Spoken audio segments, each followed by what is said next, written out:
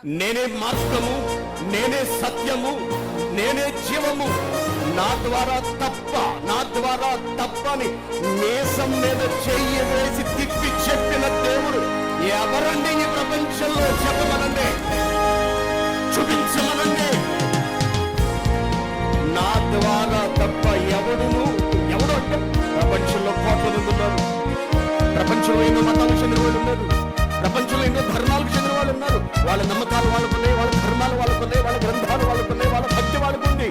ఎవరు ఎంతమంది ఉన్నా సరే ఈ ప్రపంచంలో మనిషిగా పుట్టిన వాడు పరలోకానికి మోక్షానికి వెళ్ళాలంటే నేనే గుండెల మీద చెయ్యేసే పడలేక నేనే అని పలికిన దేవుడు ఈ ప్రపంచంలో, నేను మోక్షానికి తీసుకువెళతానని చెప్పిన దేవుడు ఈ ప్రపంచంలో